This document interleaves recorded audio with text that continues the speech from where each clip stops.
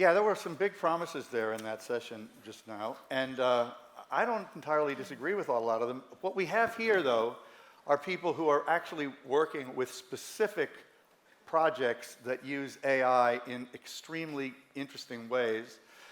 And just to reiterate the introduction, which Alessia did, but I'm going to just reiterate, we have Manon Littek, who is a venture capitalist with the Green Generation Fund based in Berlin, former Berta employee, right? And Markus Löffler of Palantir, who heads EU, Europe, Middle East, Africa, is that it? Europe. Yeah, Europe, okay. Europe, that's enough for Palantir. And we know Palantir is the biggest, scariest company nobody knows anything about, just so you know.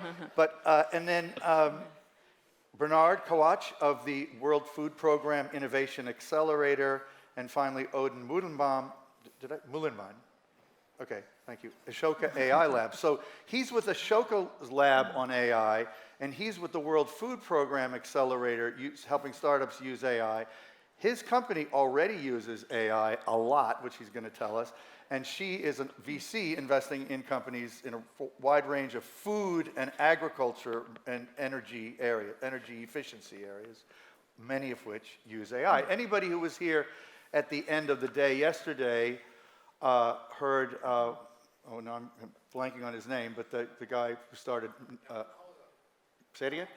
Yeah, Herman Hauser, sorry, who's actually should be in the news more because he started the company that's going public like this week. But anyway, for like one of the biggest amounts ever. But he said, when he's now investing, if he talks to an entrepreneur and he asks, what's your generative AI strategy, and they don't have an answer, he doesn't invest. Which might be a little extreme. Actually, would you take that same attitude as a VC? So what? Not invest unless they have a generative AI strategy? No, I wouldn't. So I think for us as an impact investor, we have to look at it more differentiated because there are really solution technologies in impact that can decarbonize, that can mitigate CO2 emission, that can reduce resources.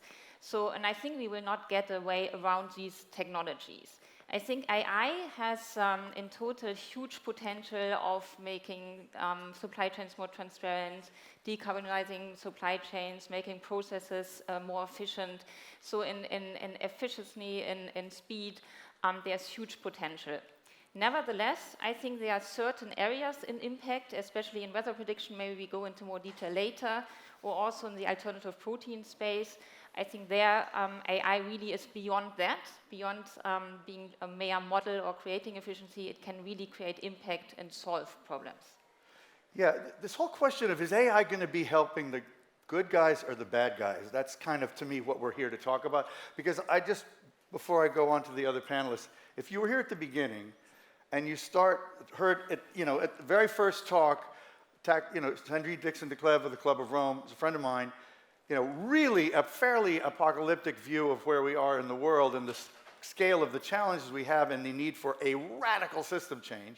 And then the next speaker was Ludwig from 468 Capital, basically saying this generative AI thing is so fundamentally new, the biggest hockey stick ever, it's going to change everything. The first thing that came to my mind was that the AI that Ludwig is talking about is more likely to entrench and solidify the existing players and the existing systems who will have access to it and do things faster, better, in the way they've always wanted them to be done, entrenching the power system, as opposed to upsetting the apple cart completely, which Sandrine thinks we need to do. And so I think what we're kind of talking about on this session is, how much can it help the good people, right?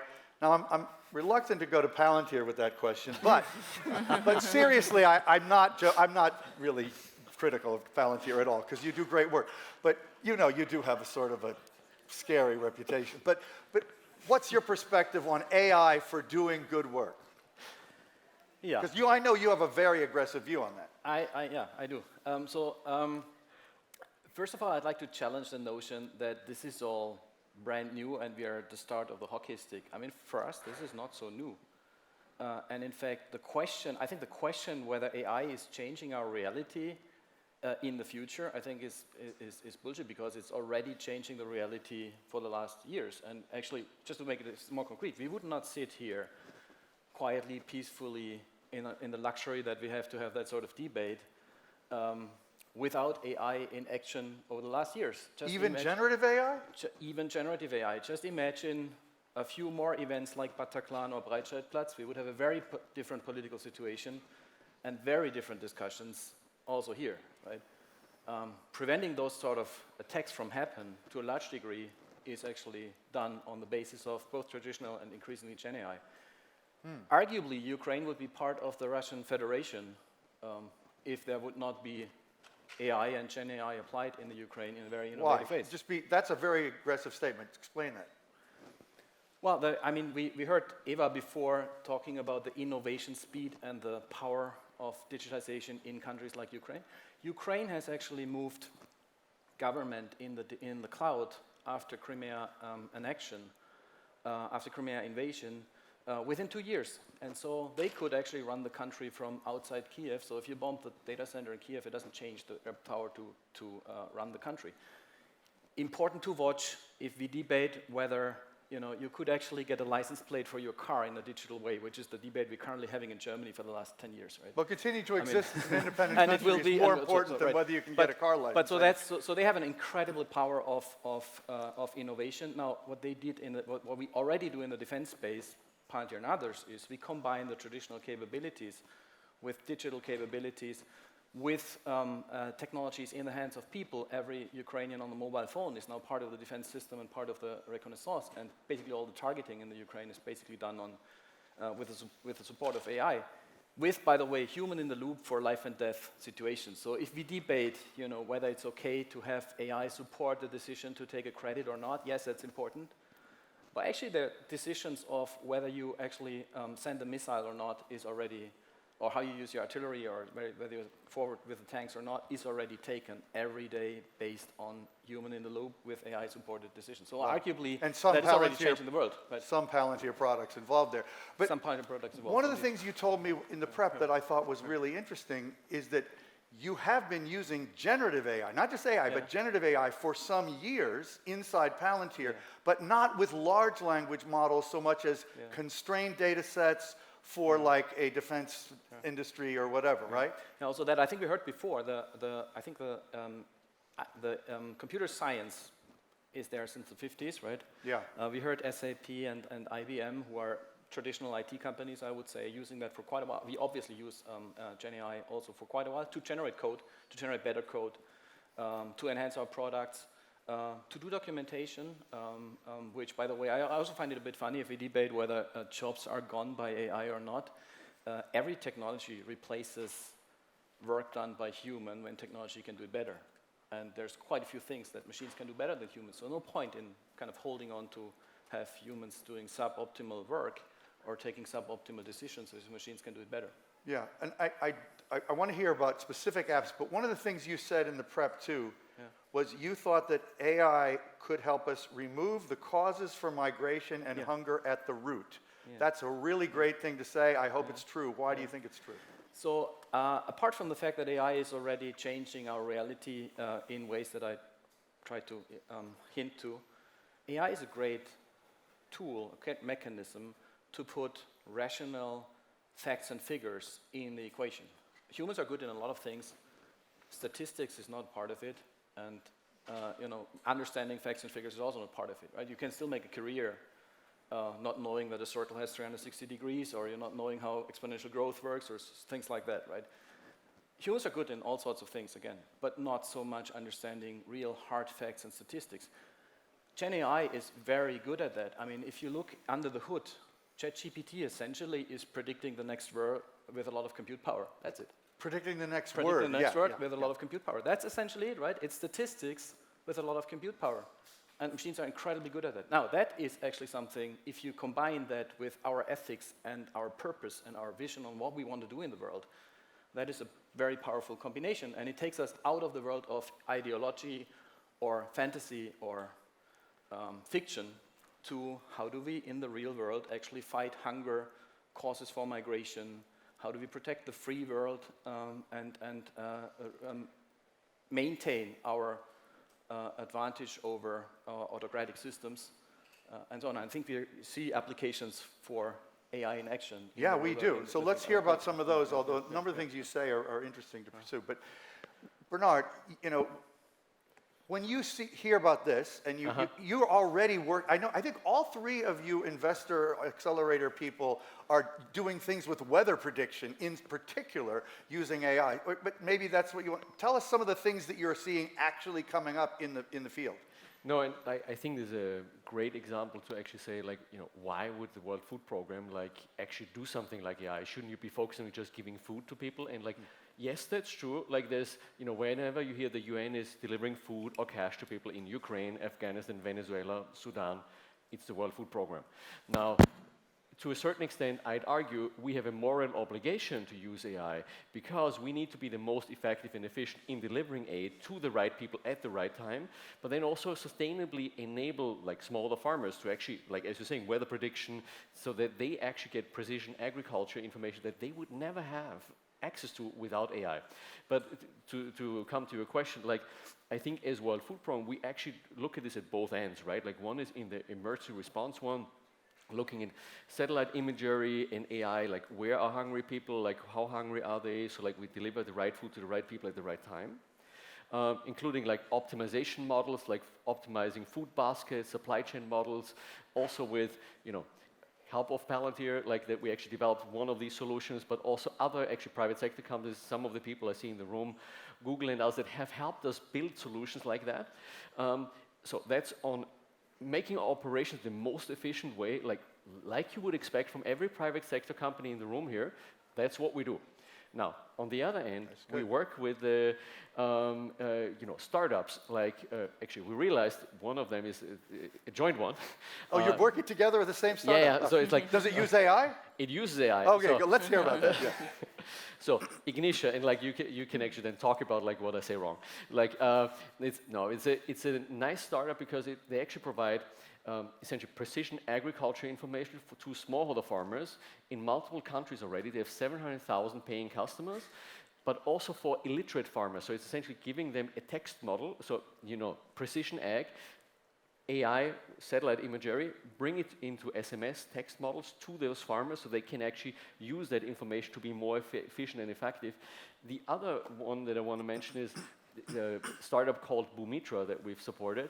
They use a soil sensor, again, a satellite imagery and AI to inform the farmers. You know, they are able to actually get the farmers to use 30% less irrigation, 30% less fertilizer, so that's good for their, you know, their pockets. So like they earn more money. It's good for the soil, and like because they use the soil sensors, they're even selling the carbon credits. So this is when you're talking about like how can you bring together ending hunger, combating climate change. What can we do? And I think this is these types of opportunities to say like this would never work without AI. Yeah, and I know that startup Ignitia, is that what it's called? It's already operating. Much of West Africa is where a lot of their 700,000 customers are. And you said that the techs are designed to actually be usable even by people who are illiterate. So they can, is that true? Yeah, these are the kinds of circumstances you have to deal with if you want to reach those people. So yeah, the SMS are just, they send you funny emojis. You know? Tell us what you do, and maybe if anybody doesn't know what Ashoka is, it's one of the great organizations. Quickly to tell us about it and what your business is there.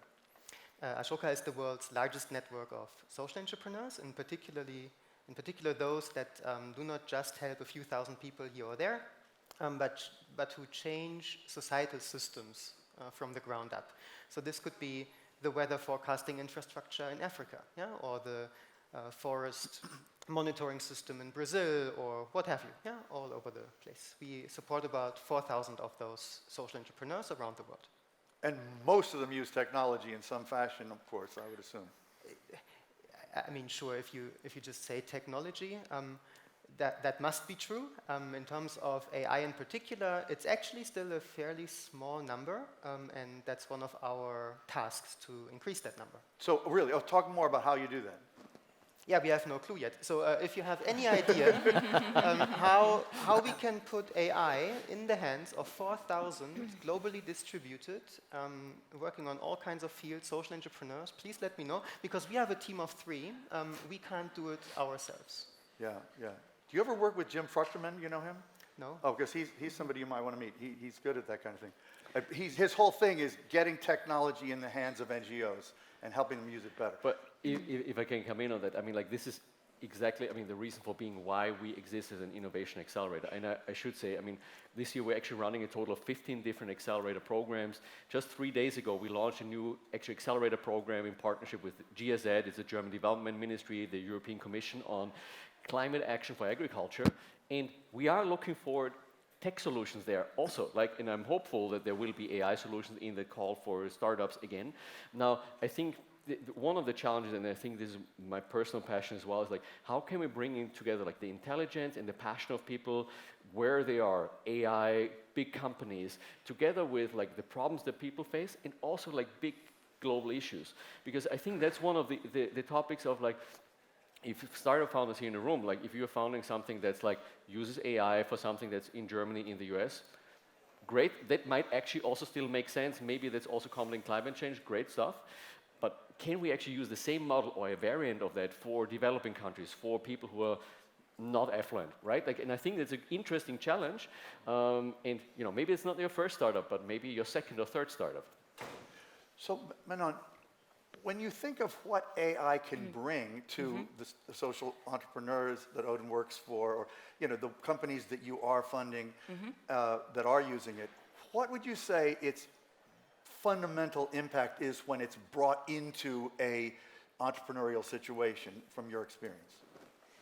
Yeah, I think the largest impact really, when we look from our fund perspective, which is investing into green tech and food tech, is on the food tech side is really precision farming. So what Bernhard was also telling us about, because you can combine prediction and weather data.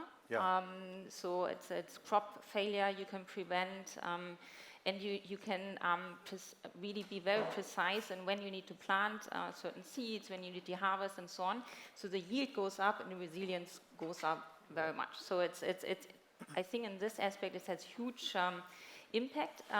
This second area really in food system is, if you know from DeepMind, from Google, they started AlphaFold. Probably you are aware of it. So there are 200 million proteins out there in the natural world that are not yet detected, and we do not know the functionality of it. Alternative proteins is one of the biggest levers for climate mitigation in the future. So solving this problem with AlphaFold would have huge impact on climate, but also on really biotech, pharmaceutical solutions for health aspects. Do you think we'll see that?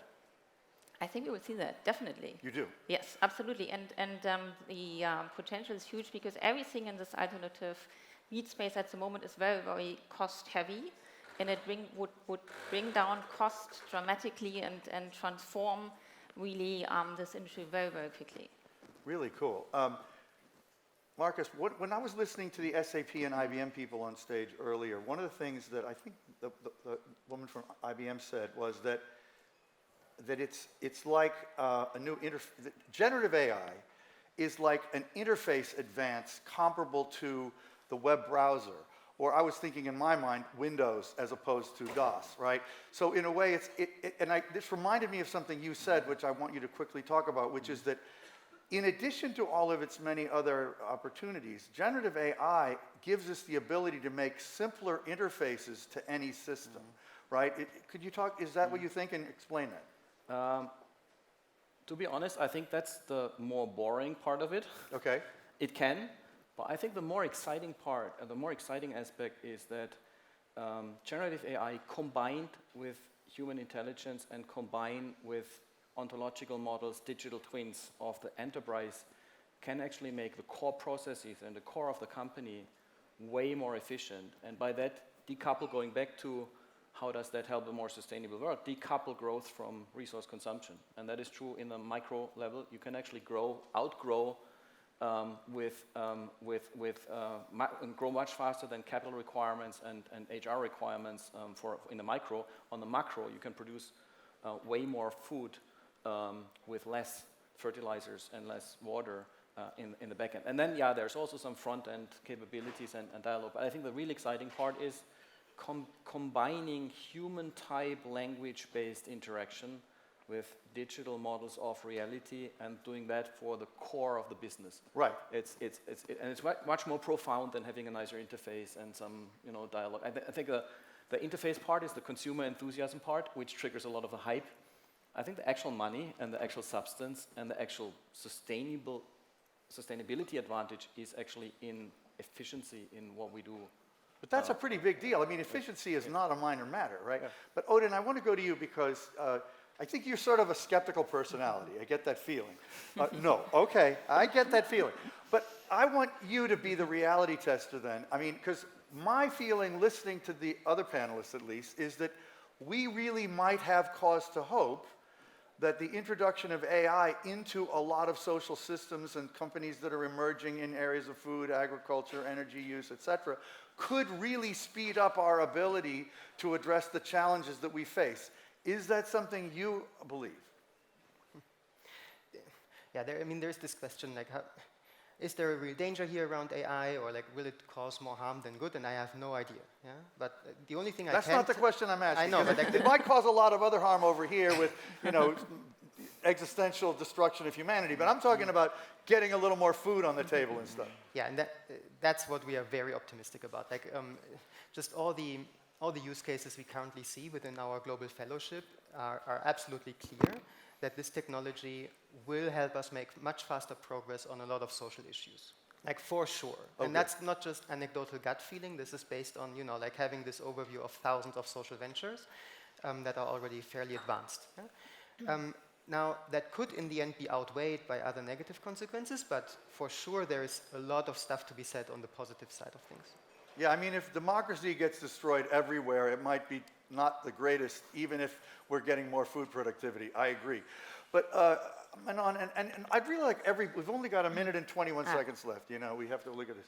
But my interest right now, the number one interest I have is, as a technology writer for 30 years, is it possible that, and we heard skepticism from Sandrine about technology, but is it possible that technological advances may actually move us toward successful climate action at the macro scale faster than most people realize? Is what you're already saying something. I want you to say it, but he's already gesticulating. So go ahead, Bernhard. Go ahead. Okay, you go first, then he'll go. Yeah. I mean, of course, faster, I think there's no question about it. Faster, more efficient, traceability, transparency, and so on. But I think we shouldn't overestimate the capabilities, because it's not a tool. I mean, it's a tool, but it's not a solution technology. Yeah. So I think in some aspects, when you use AI, you should really weigh in also the energy costs. Right. And if you're just trying to make supply chains more efficient, decarbonize, then you should weigh in this cost as well, and the impact is not as great. But besides that, what you said, of course, it will speed up things, and in certain areas, as in agriculture, as an alternative protein, has huge potential. Great, good. So just to say, yes, there's also non-tech causes, like we need to end wars. There's other issues that need to be solved on the planet, right? But then there's things like AI can help us make more progress faster. I think we don't make as much progress as we could. So I think like my call to action is more like, okay, how can we get more of that intelligent technology into actually doing these types of things? There's plenty of opportunities. I could go on for an hour on like talking about good examples of AI use cases where we save money, it's better nutrition, it's good for the climate, like, things that are happening right now at scale, but we need a lot more. Because didn't you say one of the projects you have that uses AI has saved World Food Program $50 million? Exactly. No, it's like this is like supply chain optimization, food basket optimization, which also means like less transport, more procurement from local farmers. We saved $50 million doing that. So like this is real cash that we reinvest into food for people. Yeah. Wow, great. Markus, any last thoughts? Well, that was exactly what I meant with productivity enhancement, and that's a perfect example. And yes, let's bank on these opportunities and make sure we are ahead of the curve and not kind of different societies and different ethical environments use the technology for the evil. So with some caveats, we have cause to be optimistic. Yeah. Good. Thank you so much.